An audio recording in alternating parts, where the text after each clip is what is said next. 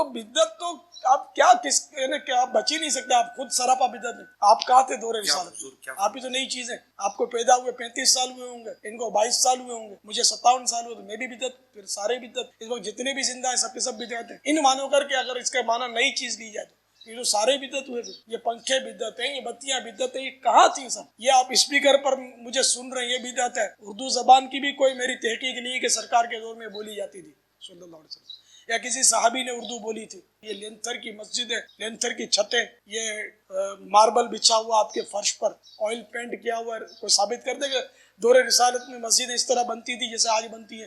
کوئی گنبد ثابت کر دے مسجد کا کہ پہلے گنبد بنتا تھا اور یہ طاق نما محراب مسجد میں بنتے تھے، منارے بنتے تھے مسجد کے؟ کوئی ثابت کر دے؟ کبھی بھی نہیں ثابت کرے گا کہ بنتے نہیں تھے.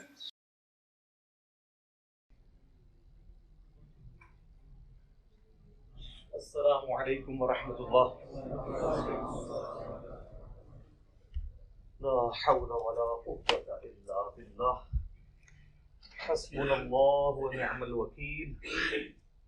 یا حی یا قیوم برحمتک استغیث. اللہم صلی علی محمد وعلی آل محمد. علی بھائی بریلوی حضرات بدعت کرتے ہیں، لیکن جب کچھ کہتے ہیں تو بدعت حسنہ کہتے ہیں. اس میں میری ویڈیو ریکارڈ ہے کہ بدعت حسنہ ویسے آپ کہنا چھوڑ گئے ہیں. ان کے پاس معنی پتا کیا تھا کہ یار کام تو نیکی کا کر رہے ہیں نا، آپ کو کیا مسئلہ ہے؟ ہم کہتے تھے نا یار یہ قبر پہ اذان کیوں دیتے ہو؟ کہتے ہیں یہ اذان دینا گناہ کا کام ہے. تسی کہنا ہاں یار ان کے جواب دئیے نا، جواب ہم دیتے ہیں آپ کو. ان کو کہ یہ آپ جنازے کی اور عید کی اذان کیوں نہیں دیتے؟ وہ کہتے ہیں نہیں نبی علیہ السلام نے نہیں دی. تو کیا یہ گناہ کا کام تھا جو اللہ کے نبی نے نہیں کیا؟ کہیں گے نہیں، بس آپ نے تعلیم نہیں فرمایا. تو یہ قبر پہ اذان کہاں تعلیم فرمائی ہے؟ پھر وہ کہیں گے ہیں او کرن گے ہیں ان کو دیو نا اذان. اور تو ساڑھے لی ڈیفینیشن مان لی ہے سر. حضور نے منع فرما دیا. صحیح مسلم میں حدیث ہے 2005 نمبر، اور یہ حدیث کے راوی ہیں امام جعفر، اور انہوں نے روایت کی ہے امام باقر سے، اور امام باقر نے روایت کیا ہے جابر بن عبداللہ سے کہ نبی علیہ السلام جب کبھی بھی جمعے یا عید یا کسی اور موقع پر تقریر کرتے تو آپ کی آنکھیں سرخ ہو جاتی، آواز بلند ہو جاتی، جیسے کوئی جرنیل اپنی فوج کو تیار کر رہا ہو. اور آپ فرماتے کہ میں اور قیامت اس طرح ساتھ بھیجے گئے ہیں جیسے یہ دو انگلیاں. اور پھر آپ کہتے اما بعد فإن خیر الحدیث کتاب اللہ وخیر الہدی ہدی محمد صلی اللہ علیہ وآلہ وسلم وشر الامور محدثاتها وکل محدثۃ بدعہ وکل بدعۃ ضلالہ وکل ضلالۃ فی النار. کچھ الفاظ جامعہ ترمذی میں ہیں، کچھ سنن نسائی میں. آگاہ ہو جاؤ، سب سے بہترین کلام اللہ کی کتاب ہے، سب سے ہدایت یافتہ راستہ محمد صلی اللہ علیہ وآلہ وسلم کا ہے، اور سب سے بدترین کام وہ ہیں جو دین میں خود داخل کر دیے جائیں، اور وہ تمام کام گمراہیاں ہیں، اور تمام گمراہیاں دوزخ میں لے جانے والی ہیں. تو حضور نے منع ہی کر دیا نا کہ محمد صلی اللہ علیہ وآلہ وسلم کا طریقہ بہترین طریقہ ہوگا، اور بدترین کام وہ ہیں جو دین میں داخل کر دیے جائیں خود سے. بخاری مسلم دونوں میں حدیث ہے من احدث فی امرنا ھذا فہو رد. جس نے میرے تعلیم کی بھی چیز میں کوئی چیز بدل دی یا اس میں چیز داخل کی وہ مردود ہے. تو فوراً آپ کو مثالیں دیں گے کہ جی یہ جو آپ نے لائٹیں لگائی ہوئی ہیں، ان لائٹوں کا دین سے کیا تعلق ہے میرے بھائی؟ ہوائی جہاز میں حج کرنے کا دین سے کیا تعلق ہے؟ یہ دین کو سپورٹیو کام ہے، ڈائریکٹ دین نہیں ہے. ڈائریکٹ دین اس وقت ہوں گے جب آپ کہیں گے جو ہوائی جہاز پہ جائے گا اس کا حج ہوگا، جو نہیں جائے گا اس کا نہیں ہوگا. آپ بے شک گدھے پہ جائیں، آپ بے شک پیدل جائیں، یہ دین کو سپورٹیو چیز ہے. کیمرے میں ریکارڈنگ دین کو سپورٹیو چیز ہے. نماز پڑھتے ہوئے کوئی کہتا ہے اوپر اس قالین کے اور سامنے اس اے سی شریف کے، کہتا ہے، اور نیچے سیلنگ شریف کے، اور منہ طرف خانہ کعبہ شریف کے، یہ کو کہتا ہے؟ تو یہ دین نہیں ہے، دین کو سپورٹیو چیز ہے. تو حضور نے ان چیزوں سے تو منع نہیں کرنا تھا نا. وہ تو قرآن میں آیا کہ اپنے گھوڑے تیار رکھو، سورۃ الانفال میں آیا کہ اپنے گھوڑے تیار رکھو جنگ کے لیے. تو آج کے دور میں جب آپ یہ بات کریں گے تو اس سے مراد یہ ہوگا کہ آپ نے لیٹسٹ اسلحہ تیار رکھنا ہے, یہ تو نہیں گھوڑے تیار رکھنے ہیں, وہ تو جنرل بات ہوتی. تو یہ تمام چیزیں ہیں دین کو سپورٹنگ.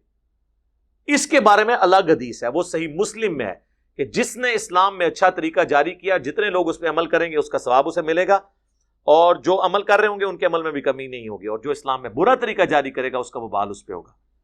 اور انہوں نے وہ الفاظ ہیں سنتن حسنتن, بدعت حسنہ نہیں ہے, سنت حسنہ ہے. اور وہ حدیث پوری بیان کریں تو آپ کا مسئلہ بھی حل ہو جائے گا. پوری حدیث یوں ہے کہ نبی الاسلام نے کچھ نیو مسلم آئے جن کے چہرے پر بھی غربت کے آثار تھے. نبی الاسلام نے مسجد میں ممبر لگوا کے خطبہ دیا. آپ نے پھر قرآن پاک کی مختلف آیات تلاوت کی جن میں صدقہ اور خیرات کی ترغیب دلائی گئی. اینڈ پہ آپ نے کہا کہ اللہ کی راہ میں صدقہ کرو. ایک انصاری اپنے گھر گئے اور وہ اپنے گھر سے کافی سارا سامان ایک تھیلے میں اکٹھا کر کے, اور صحابہ کرام کہتے ہیں کہ وہ بڑی مشکل سے اس کو اٹھا کے لایا, گھسٹتا ہوا لا کے مسجد کے صحن میں رکھا. تو حضور علیہ السلام کا چہرہ مبارک اس طرح چمک اٹھا جس طرح کے سورج اور سونا, کیونکہ اس کی وجہ سے باقیوں کو بھی جیب ڈھیلی کرنے کی ترغیب ملی. پھر ایک اٹھا, دوسرا اٹھا, لا کے مسجد میں ڈھیر لگ گیا. حضور خوش ہو گئے. تو آپ نے فرمایا جس نے اسلام میں اچھا طریقہ جاری کیا, یعنی اچھا طریقہ کس نے؟ اس انصاری صحابی نے جو بارش کا پہلا قطرہ بنا. یہ آدھی حدیث لے کے اچھا طریقہ اور اسے پکڑ کے جو ہے وہ اپنے 12 ربیع الاول کے جلوس, کوئی اپنے 10 محرم کے جلوس, کوئی اپنے 1 محرم کے جلوس حلال کرنے شروع کر دیتا ہے. خدا کے لیے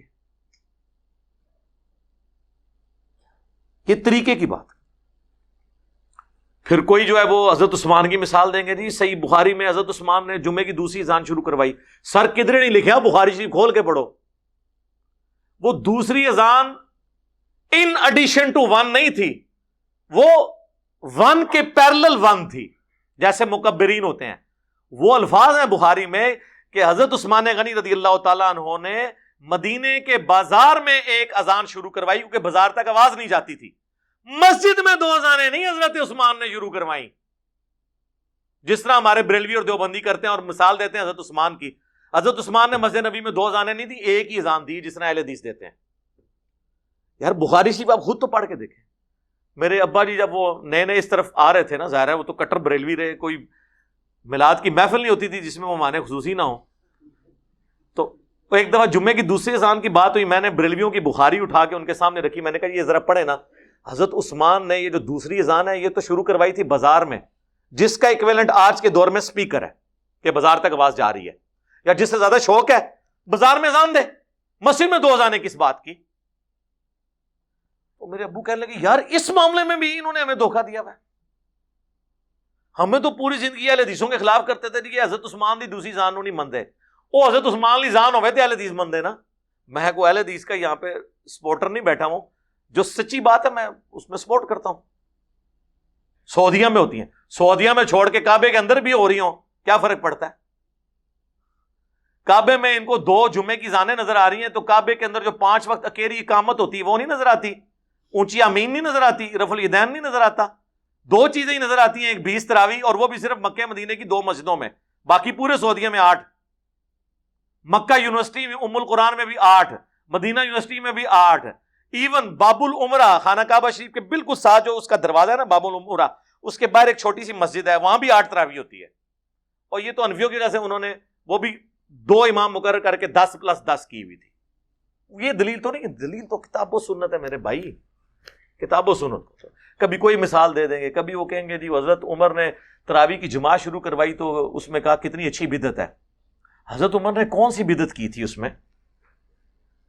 وہ تو بخاری مسلم میں اما عائشہ کا قول موجود ہے سلام اللہ علیہا کہ نبی الاسلام کے مبارک زمانے میں نبی الاسلام اہتمام 3 دن آپ نے کیا. اس کے بعد جب لوگوں کا رش ہوا تو آپ نہیں نکلے حجرے سے, اور صبح فجر کے وقت نکلے اور فرمایا مجھے خدشہ ہے کہ تم پہ کہیں فرض نہ کر دی جائے, اس لیے میں نے گھر میں پڑھی, تم اپنے گھروں میں ہی نماز ادا کر لیا کرو تراویح کی, تاکہ فرض نہ ہو. اما عائشہ کہتی ہیں حضرت ابوبکر نے بھی یہ کام نہیں کیا, جو مسجد میں پڑھنا چاہتے تھے ٹولیوں کی شکل میں پڑھ لیتے تھے, جو گھر پڑھنا چاہتے تھے پڑھ لیتے تھے. پھر حضرت عمر کے بھی شروع کے سال اسی طرح گزرے. پھر حضرت عمر ایک دن مسجد میں آئے تو دیکھا کوئی ٹولیوں کی شکل میں یہاں جماعت کرا رہا ہے, کوئی یہاں پہ کرا رہا ہے, کوئی وہاں پہ کرا رہا ہے. تو بخاری کے الفاظ ہیں, انہوں نے کہا میں کیا یہ اچھا ہو کہ انہیں ایک امام کے پیچھے جمع کر دوں. تو حضرت تمیم داری اور ابی ابن کعب کی ڈیوٹی لگائی کہ تم دونوں ان کو پڑھایا کرو تاکہ ایک امام کے پیچھے پڑھیں. اور الموطا امام مالک میں گولڈن چین سے موجود ہے, انہیں حکم دیا کہ 11 رکعتیں پڑھیں, 3 وتر اور 8 تراویح, گولڈن چین سے. تو اور حضرت عمر وہاں دوسرے دن آئے, جب یہ منظر دیکھا کہا نعم البدعۃ ہذہ, یہ کتنی اچھی بدعت ہے. اب وہ کہتے ہیں نہیں, اس کا مطلب ہے آپ اب جو مرضی کریں. پہلی بات ہے خلفاء راشدین کی تو سنت کی پیروی کا ہمیں حکم ہے, علیکم بسنتی وسنت الخلفاء الراشدین المہدیین. خلفاء راشدین کا وہ کام جس پہ صحابہ کا اعتراض نہ ہو وہ بدعت ہے ہی نہیں, وہ سنت ہے. ہاں جب صحابہ اعتراض کریں, وہ اپنا ڈسین بدل لیں, وہ الگ بات. اس سے بابوں کی بدعتیں کہاں سے ثابت ہوئی؟ دوسرا, یہ بدعت انہوں نے اصطلاحی معنوں میں نہیں کہا, جو دین کی اصطلاح, یہ لغت کے معنوں میں, سنت کو رینیو کرنے کے معنوں میں. بدعت تو تب ہونا جب نبی علیہ السلام یہ کام نہ کرتے ہوں. حضور نے 3 دن تو تراویح جماعت سے پڑھی نا, تو تراویح جماعت سے پڑھنا کیا ہوا؟ سنت. حضور نے زندگی میں کوئی ایک دفعہ بھی کام کیا اور اس سے منع نہیں فرمایا وہ کوئی شخص روزانہ کرے. کیا حضور علیہ السلام ہر وقت پگڑی باندھتے تھے؟ روزانہ پگڑی میں ہی نماز پڑھاتے تھے. لیکن الیاس قادری صاحب کو میں نے 40 سالوں میں بغیر پگڑی کے نہیں کبھی دیکھا. تو اب ہم یہ کہیں گے یہ بدعت کر رہے ہیں؟ نہیں, ٹھیک ہے, وہ چاہتے ہیں ہم روزانہ کریں, ٹوپی نہیں وہ پہننا چاہتے, ان کی مرضی ہے. لیکن ونس جب 3 دن حضور نے پڑھی تو حضرت عمر نے کوئی نیا کام نہیں کیا. حضور علیہ السلام بھی ایک امام تھے, آپ کے پیچھے لوگ مقتدی نماز پڑھتے تھے. حضرت عمر نے بھی دوبارہ ایک امام پہ متفق کیا, بجائے ٹولیوں کی شکل میں. وہ ٹولیوں کی شکل میں کرتے تھے, کوئی ایک حافظ 10 بندے لے کے کھڑا ہو گیا اپنا ایک قرات. ظاہر ہے ہر بندہ ایک طرح کا تو نہیں نا, کہ کچھ لوگ کہتے ہوں گے ہم نے روزانہ کا اتنی صورتیں پڑھنی ہے, کوئی کہے گا اتنی پڑھنی ہے, تو وہ ہر بندے کا اپنا ہے. اس طریقے سے اس سے وہ بدعت ثابت کر رہے ہوتے ہیں. تو اس طریقے سے بدعت ثابت نہیں ہوتی, بدعت حسنہ اور وہ یہ کہانی ہے صرف ان کی.